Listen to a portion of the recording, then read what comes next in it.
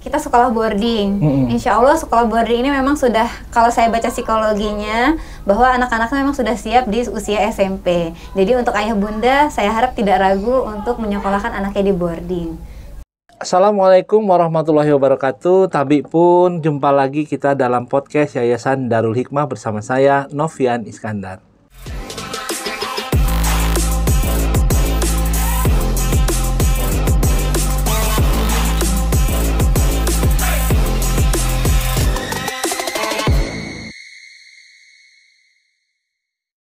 Pada kesempatan ini kami mengundang tamu dari SMP IT Permata Bunda Islamic Boarding School. Bagaimana pemirsa sudah pernah mendengar kata-kata SMP IT Permata Bunda Islamic Boarding School? Ya, untuk di Bandar Lampung ini sudah termasuk yang dikenal oleh masyarakat. Kali ini kami mengundang Ibu Dian Ekasari selaku Waka atau Wakil Kepala Bidang Kesiswaan. Selamat datang Bu Dian. Selamat datang juga, terima kasih Pak. Ya, juga membawa murid-murid tercinta.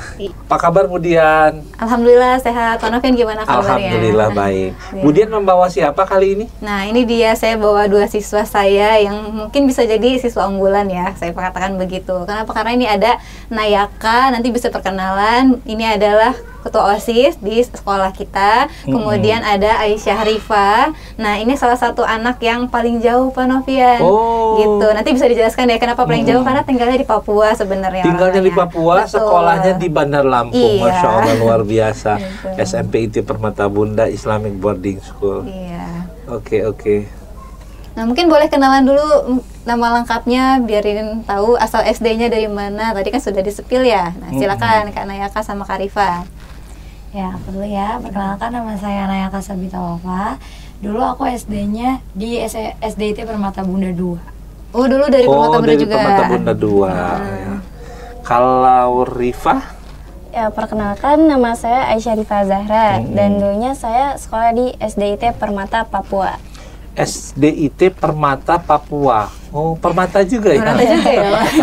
Iya, kalian bersekolah di SMP IT Permata Bunda Islamic Boarding School. Betul. Ya. Bagaimana Bu Dian untuk sekolah ini tentu punya visi dan misi ya? Iya. Gimana kalau visi dan misi sekolah ini seperti apa?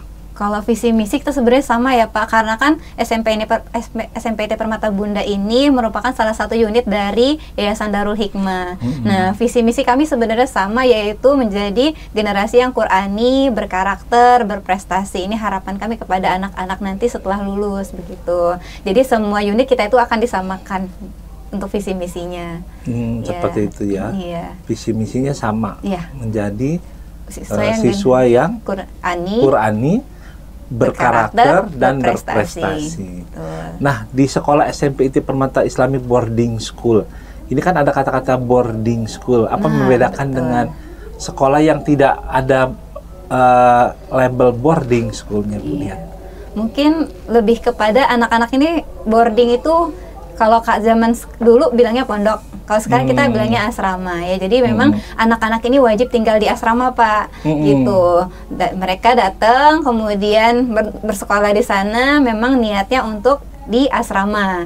Ya beda sama sekolah full day. Kalau sekolah full day kan mereka datang ke sekolah kemudian nanti pulang lagi ke rumah. Iya. Kalau ini mereka bersama guru-guru dan wali asuhnya. Gitu. Walaupun dia berdomisili di Bandar Lampung, apalagi yang di Papua tadi ya. Iya, jadi memang banyak anak yang di Bandar Lampung juga tetap sekolah di asrama, begitu. Tetap berasrama ya. Iya. Tapi beda ya sekolah berasrama boarding school ini dengan pondok pesantren. Betul, beda. Beda ya? Iya, beda.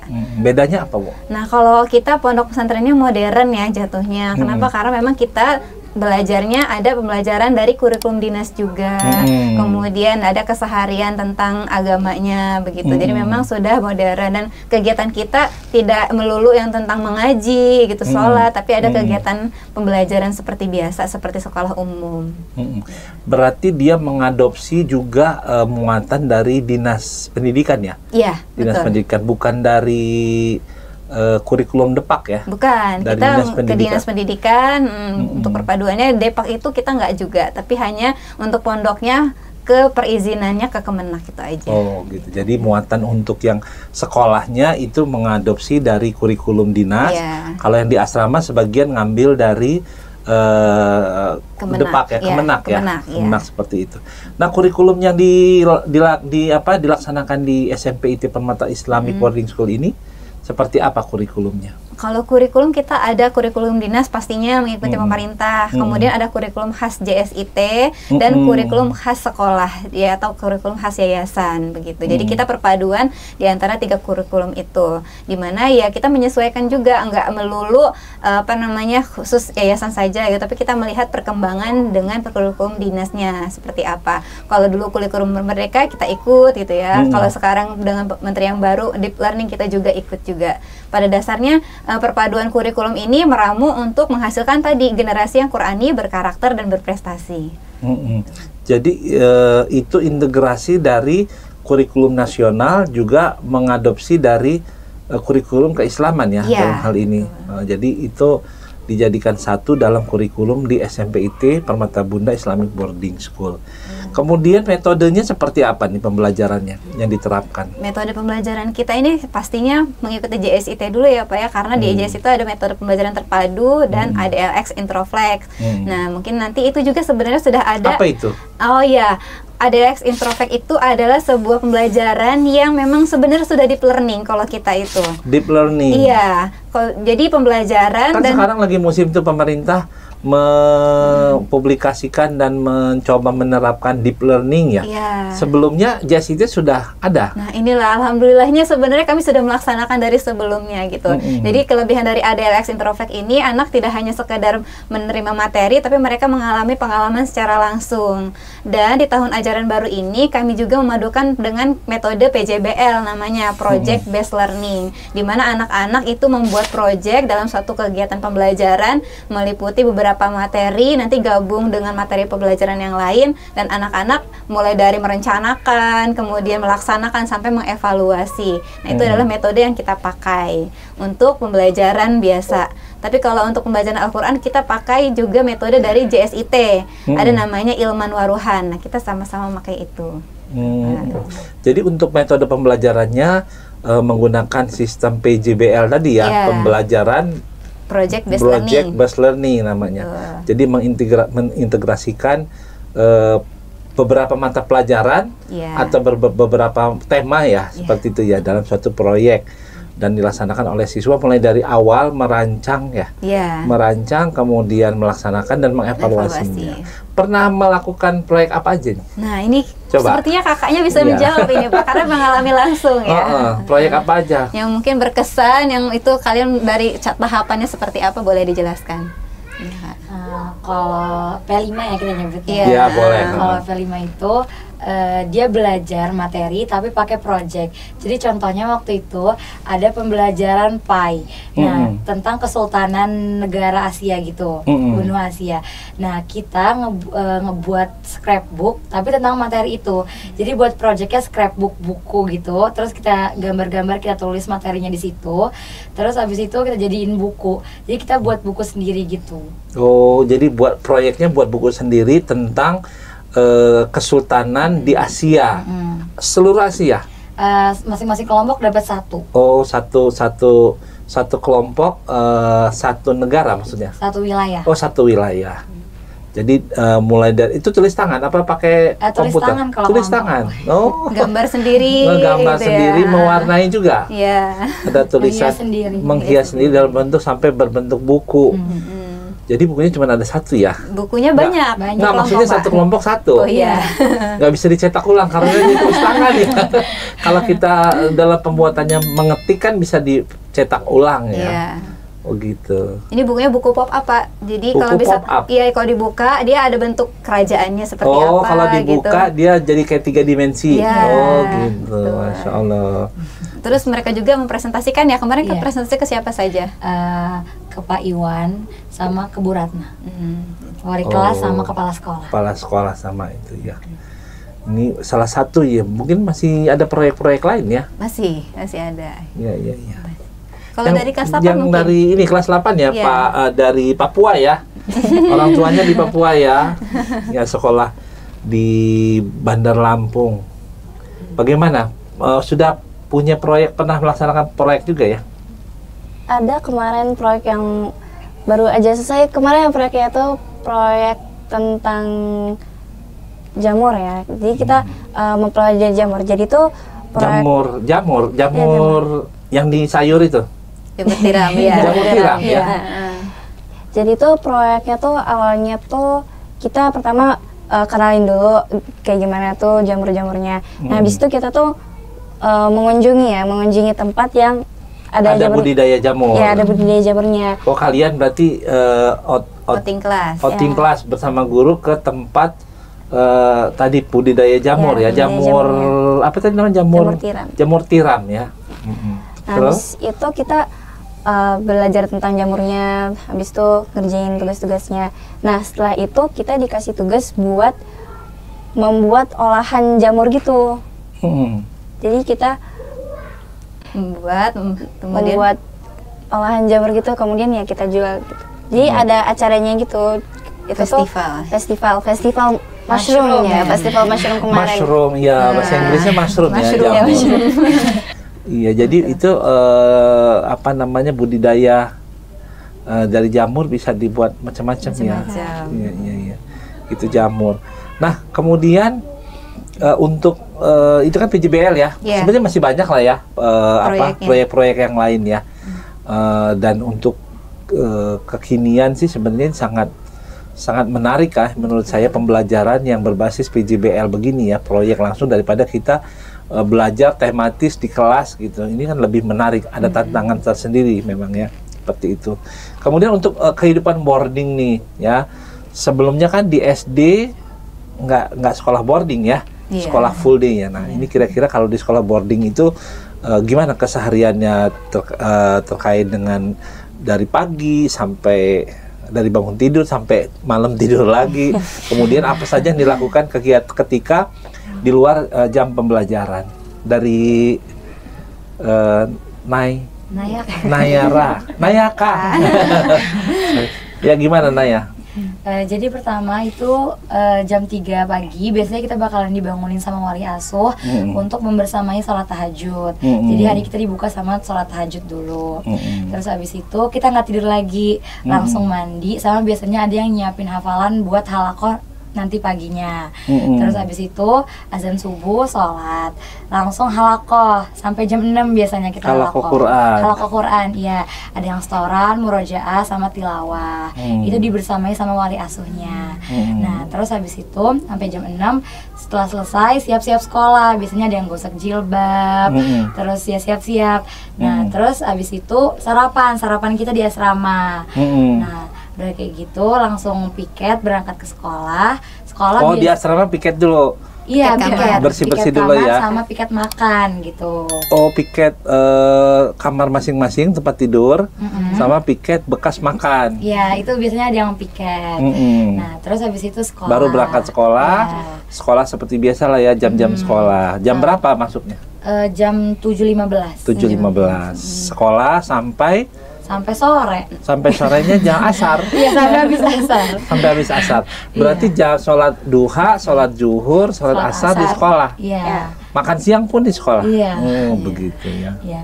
Dibarengi juga sama almasurat pagi, almasurat sore juga di sekolah. Almasurat pagi di sekolah, almasurat juga. Jadi pulang itu ke asrama sudah selesai ya, 3 sholat dan zikir-zikir begitu ya. Seperti itu. Kemudian di luar itu, di luar jam sekolah lagi, yang sore apa aktivitasnya? Sore, malam? Kalau sore malam disibukkan dengan halaqah, menghafal Quran. Biasanya kayak gitu sih, karena kita ada Al-Qurannya kan. Untuk pengasuhan nih, kan jauh dari orang tua, berarti kan yang menjadi orang tua di sekolah atau di asrama adalah namanya wali asuh ya. Nah, wali asuh, gimana peran wali asuh di asrama? Sejauh mana perannya? Apakah bisa menggantikan posisi orang tua atau memang kita harus tetap mandiri ya? Mandiri artinya jangan ketergantungan dengan wali asuh misalnya, atau bagaimana? Dari Rifa dulu coba. Menurut aku sih lumayan terbantu ya. Soalnya kan kalau aku pribadi suka cerita ke orang tua kan, kayak cerita masalah atau enggak sesuatu gitu. Oh, kalau di rumah biasanya Rifa sama orang tua cerita gitu, terus ya curhat lah ya, bisa dikatakan begitu. Kalau di asrama gimana nih? Kalau di asrama itu kadang boleh juga gitu cerita sama wali asuh sendiri gitu. Jadi bisa lah keluar, maksudnya cerita gitu ke wali asuh tentang keseharian atau enggak tentang perasaan lagi kenapa gitu. Gimana, asik nggak wali asuhnya atau wah beda banget dengan mamanya di rumah atau ibu di rumah gitu atau gimana? Memang beda ya? Emang beda sih, pasti wali asuh sama orang tua emang beda, tapi cukuplah untuk bisa menggantiin posisi orang tua aku gitu. Oh iya, karena kalau orang tua kita di rumah kan anaknya 1, 2, 3. Kalau di asrama banyak anaknya, jadi kita maklum ya. Maklum ya. Tapi untuk berperan sebagai orang tua di asrama, alhamdulillah sudah bisa lah ya, sudah bisa menggantikan posisi walaupun tentu punya kelebihan dan kekurangan masing-masing gitu ya, Rifa ya. Oke. Untuk ekstrakurikuler, Budian gimana pengembangan diri di sekolah? Apa saja ekstrakurikuler yang sudah diprogramkan di sekolah? Oh, iya. Kalau eskul, alhamdulillah kita sudah berjalan memang dari tahun pertama ya Pak. Jadi ada eskul wajib, ada eskul pilihan. Nah, eskul wajib ini ada yang namanya eskul bela diri, ada silat dan karate. Nah, nanti insya Allah di tahun ajaran baru kita akan tambahkan taekwondo juga. Gitu. Jadi ada 3. Nah, anak pilih salah satunya untuk eskul bela diri. Pokoknya wajib bela diri, tapi silahkan memilih gitu ya. Iya, betul. Apa tadi, pencak silat sama karate. Dan nanti akan tambah nanti taekwondo namanya. Oke. Terus selain itu yang wajib cuman itu? Wajib satu itu aja, sama pramuka. Oh, pramuka. Kalau pramuka kan emang arahan dari JSIT kita harus ada gitu ya, dan kita pramuka juga diwajibkan. Nah, kemudian ada eskul pilihan. Eskul pilihan ini ada dari robotik. Nah, robotik ini anak-anak yang mulai mendesain, merancang karena kebutuhan zaman sekarang gitu ya, untuk coding dan sebagainya. Kemudian ada panahan, archery-nya, archery club. Terus ada English club juga. Kemudian ada kaligrafi, ada futsal, ada basket. Nah, ini satu lagi yang unggulan kita biasanya kepenulisan. Kepenulisan ini mereka jurnalistik gitu lah Pak, bisa menghasilkan buku, produknya bisa gitu menghasilkan buku. Iya, alhamdulillah kita baru launching buku nih. Oh, baru launching buku. Jadi hasil tulisan murid-murid itu dijadikan satu buku, kemudian dicetak. Iya. Kemarin kita buku yang baru antologi puisi, ya judulnya adalah Langit Baru Untukmu. Itu kumpulan puisi tentang salah satunya cerita Palestina juga. Dan alhamdulillah sudah terbit di bulan Februari. Masya Allah. Gitu, ya. Mohon doanya juga nanti ke depannya akan ada cerpen. Jadi sudah pandai menulis ya anak-anak SMP. Insya Allah. Puisi ya? Iya, ada puisi, cerpen, bisa juga ya. Iya. Kebetulan tahun di semester kemarin kita antologinya puisi ini akan mengejar cerpen juga, mudah-mudahan nanti mohon doanya aja Pak. Gitu. Amin. Bagaimana untuk minat dan bakat siswa? Kira-kira sekolah programnya seperti apa? Kalau minat bakat ya, dukungannya ya alhamdulillah kita mendukung ya Pak, karena emang namanya setiap anak punya bakat unik masing-masing dan kita memfasilitasi itu. Ada yang memang dia kira-kira bisa public speaking nih, ya udah kita kasih ruang gitu, misalkan melalui perlombaan gitu, atau melalui kegiatan di sekolah dia menjadi MC atau menjadi doa atau tilawah dan sebagainya. Jadi kita memang melihat potensi dari masing-masing anak, tidak harus anak dipaksakan bisa ini bisa itu, tapi kita apa nih, si anaknya punya apa nih, kita munculkan begitu. Berarti bisa jadi namanya banyak anaknya, banyak juga dong minat bakatnya. Iya, ya secara keseluruhan kita ngambil yang globalnya gitu ya. Kayak misalkan yang dominan ya. Dominannya apa? Iya, untuk sementara kita mendukung di eskul tersebut gitu. Nanti kalau misalkan ada yang anak ngajuin, kemarin ada yang ngajuin nih, pengen ada eskul cooking kelas gitu. Sebelumnya nggak ada ekskul cooking. Iya. Ini mau ngajukan usul ada ekskul cooking di ACC. Belum, nanti di tahun ajaran baru kita mudah-mudahan ya. Iya, maksudnya di tahun ajaran baru kalaupun di ACC gitu ya. Iya, karena kan anak-anak minat, ada yang suka masak gitu, dan itu kayak ada yang suka makan. Ada yang suka makan, ya pastinya.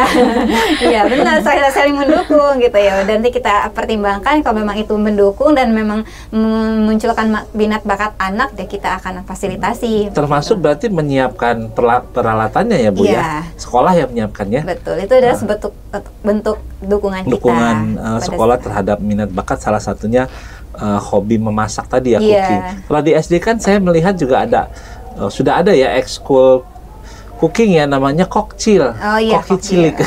Kalau ini nggak kokcil lagi, nggak cilik lagi soalnya. Remaja ya. Iya, ya mudah-mudahan ya itu bisa terpenuhi karena memang hobi kan banyak juga ya hobi sekitar dan zaman sekarang ini banyak yang jadi chef gitu kan ya. Iya, betul. Gitu, apalagi ya di asrama gitu. Pengennya makan. ada hobi masak gitu kan, seperti itu. Dan satu lagi eskul PMR Pak, Ada eskul PMR juga PMR. ada karena memfasilitasi anak-anak yang memang belajar dan alhamdulillah mereka sudah bisa tensi darah gitu ya. Apa itu?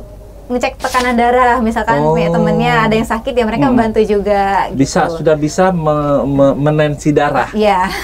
Itu kan ada detak-detaknya begitu kan Nah ya? itu, alhamdulillah pakai yang manual ya, itu sudah bisa mereka. Ya kalau pakai yang digital kan tinggal pencet ya. Itu pakai manual, Iya. yang pakai sistem kompa itu ya. Iya betul. Itu diajarkan di ekskul PMR. PMR. Betul. Kan PMR itu bukan hanya tekanan ya, Bukan. cara membalut luka ya, luka fisik ya. Iya. Ya terakhir untuk Budian ini bagaimana program kepemimpinan atau mungkin ada pelatihan soft skill? Untuk Soft kepemimpinan skill, anak-anak, iya. ya sebenarnya kepemimpinan ini kan banyak macam dari karakter indikatornya ya Pak. Salah satunya mungkin dari public speakingnya seperti apa. Dan alhamdulillah untuk karakter kepemimpinan kita dari OSIS gitu. Dan alhamdulillah asusnya juga termasuk aktif untuk kegiatan sehingga bisa diandalkan lah. Mereka pernah mengadakan kegiatan. Kemudian ada tadi salah satu bentuk kepemimpinan juga mereka memimpin dalam setiap kelas kepemimpinan. Maksudnya memimpin. Nah, jadi di kelas itu ada pergiliran ketua kelas gitu ya. Ketua kelasnya Ketua kelas bergilir Nah, selama ada 1 bulan tergantung kesepakatan dengan kelasnya. Iya. Dan itu juga ada kegiatan apa nanti yang memimpin siapa gitu. Termasuk proyek yang mereka sebutkan ini tadi itu ada pemimpinnya.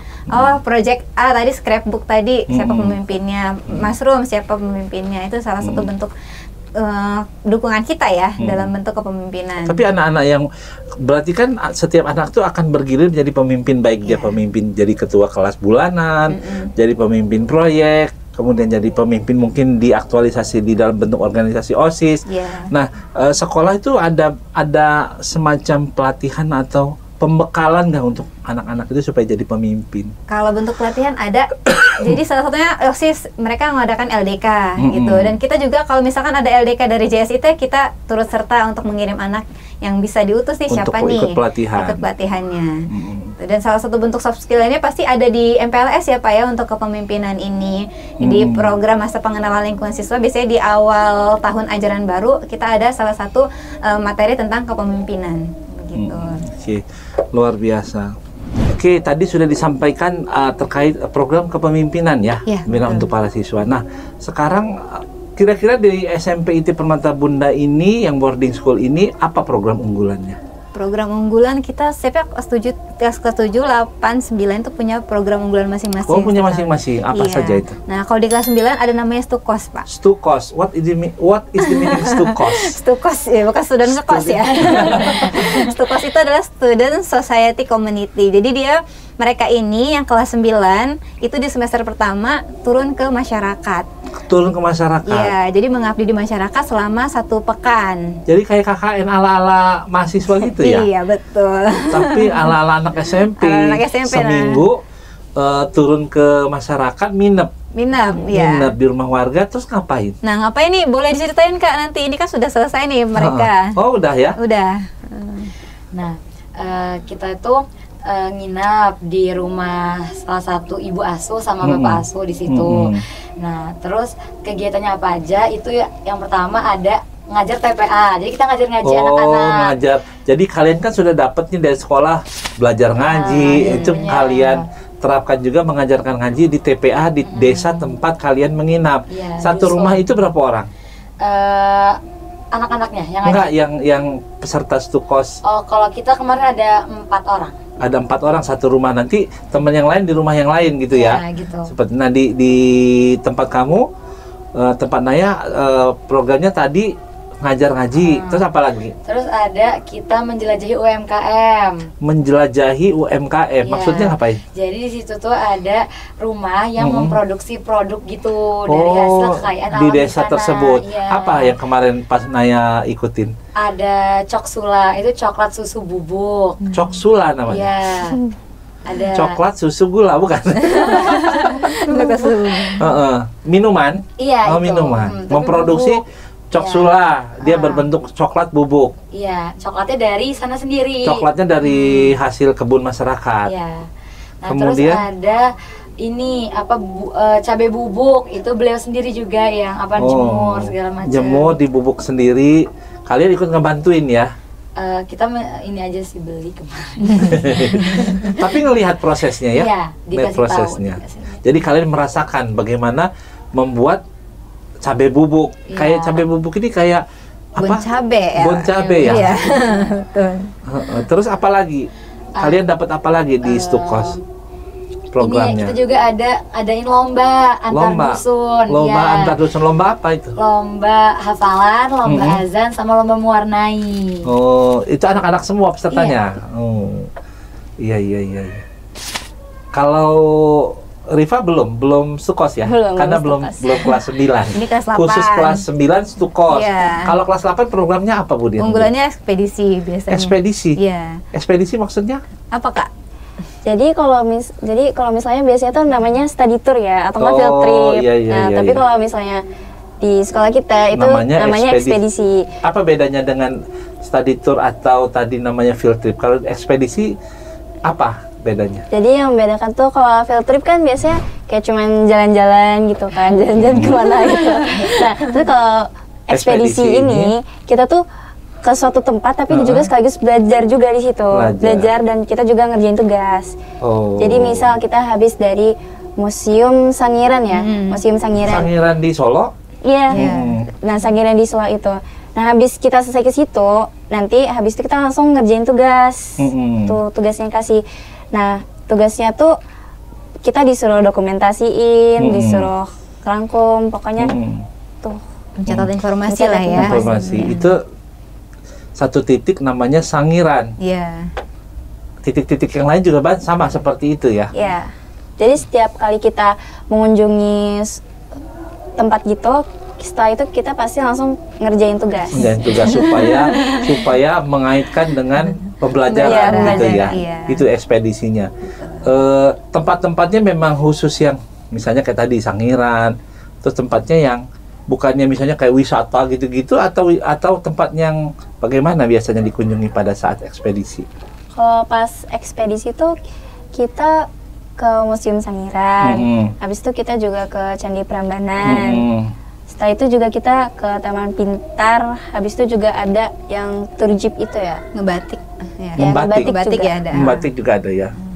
Jadi saya kalau dengar kata-kata ekspedisi jadi ingat kayak ngebolang gitu saya pikir. Kalau ngebolang kan betul-betul dia berbaur dengan alam sampai becek-becekan begitu. Tapi kalau di bolang nggak nulis-nulis. Iya, hanya Oke. Sekolah boarding nih Bu Dian, kembali ke sekolah boarding. Ini kan sekolah boarding tentu berbeda dengan sekolah full day ya. betul. Tentunya dia ada asrama ya, membutuhkan tempat atau ada lapangan atau ada permainan alternatif lah supaya anak-anak. Kira-kira fasilitas di sekolah itu sudah ada apa aja Bu Dian? Fasilitasnya ya alhamdulillah kita fasilitas lengkap ya Pak, karena masih dalam tahap proses pembangunan juga. Kita baru 3 tahun 3 di sana tahun ya. di sekolah tempat iya. boarding ini. 3 tahun maksudnya tempat yang baru Tempat ya. yang baru. Nah, sebelumnya kita Kalau berdirinya kan sudah berapa tahun Bu Dian? dari 2013. Sekarang 25. 2025. Jadi sudah 12 tahun 12 ya. tahun. Gitu. Jadi kita itu pindah di lokasi yang baru Pak di tahun 2023. Nah, lokasinya lebih besar tentunya ya. alhamdulillah kita sudah satu lingkungan, itu udah asrama. Ya, jadi dari masuk nanti kita akan ketemu masjid yang insya Allah masjid juga luas, bisa memuat sampai 500-an orang. Kemudian nanti ada asrama putra, kemudian lanjut ada lapangan voli, kemudian ada gedung sekolah ya. Gedung sekolahnya kita pisah untuk pembelajaran putra sama putri kita pisah gedungnya. Baru nanti di paling bawah ada asrama putrinya. Ada asrama putri juga. Ada dapur tentunya ya pastinya. Alhamdulillah kita ada dapurnya. Jadi masak di situlah gitu ya. Anak-anak kalau misalkan kadang mereka pernah masak-masak ya di dapur ya. Masak di dapur juga dipersilakan gitu bersama wali asuhnya, biasanya ada program. Itu untuk gedungnya, dan setiap gedung alhamdulillah sudah dilengkapi dengan AC. Ya. Gedung sekolah ada AC? Ada AC. Asrama juga ada AC? Asrama ada AC. Jadi kayak di rumah dong. Jadi nyaman ya Pak sebenarnya ya, alhamdulillah. Jadi mereka tidur juga sudah dalam kondisi insya Allah tidak panas gitu ya. Tidak panas. Dan perlengkapan fasilitas lainnya ada lapangan, kemudian ada lab komputer juga ada. Nanti kita dalam tahap pembangunan berikutnya insya Allah akan dibangun aula. Aula. Iya. Untuk pertemuan begitu ya. Betul. Iya. Nah, ini kan sudah mau masuk tahun ajaran baru. Bagaimana untuk SMP ITB Permata Bunda ini sudah menerima siswa baru ya? Iya, alhamdulillah kita sudah mulai pembukaan penerima PDB dari bulan Oktober. Tadi Oktober sudah pembukaan. Iya, sudah bukaan. Sudah banyak yang daftar berarti ya? Alhamdulillah. Alhamdulillah. Jadi kalau nggak segera ini kuotanya tinggal sedikit lagi, Pak. Kuotanya tinggal sedikit lagi tuh pemirsa, agar segera mendaftarkan ke SMP ITB Permata Bunda Islamic Boarding School karena sudah mau tutup. Sudah mau tahun ajaran baru juga. Iya. Oke, mungkin terakhir ada closing statement mungkin dari Bu Dian, nanti bergilir ya, kira-kira apa yang mau disampaikan? Iya. Kita sekolah boarding. Insya Allah sekolah boarding ini memang sudah, kalau saya baca psikologinya, bahwa anak-anaknya memang sudah siap di usia SMP. Jadi untuk ayah bunda, saya harap tidak ragu untuk menyekolahkan anaknya di boarding. Seperti itu. Dan insya Allah harapan kami, mohon doa juga agar anak-anak ini menjadi anak-anak yang sesuai dengan visi misi yang kita punya, Qurani, berkarakter dan berprestasi. Iya, dengan usaha dan doa ya. Tentunya. Jadi orang tua berdoa, guru di sekolah, wali asuh dan seterusnya berusaha untuk menjadikan anak-anak itu yang Qurani, berkarakter dan berprestasi. Prestasi itu luas ya. Betul. Bukan hanya hal-hal yang bersifat akademik ya. Saya rasa seperti itu. Ya jadi gitu ya Bu Dian ya, closing statement-nya, mudah-mudahan apa yang diharapkan orang tua dan sekolah bisa tercapai ya, bagaimana menjadikan anak yang Qurani tadi, berkarakter, berprestasi. Di mana berprestasi itu luas ya, bukan hanya masalah akademik saja pemirsa. Prestasi itu sesuatu yang bisa didapatkan anak ya, tidak mesti harus dengan akademik ya. Dari Naya, gimana kira-kira kalau closing statement-nya terakhir kita apa yang mau sampaikan? Ya mungkin kalau dari saya, di tengah hiruk pikuk kota ini ada loh sekolah yang masih mau ngebangun sekolah berbasis Al-Quran gitu, masih membersamai Al-Quran. Kalau kata ibu tuh, kalau kita kejar akhirat pasti dunia juga ikut dapat ya. Jadi ya ada baiknya kita membersamai hidup kita dengan selalu menghafal Al-Quran. Masya Allah.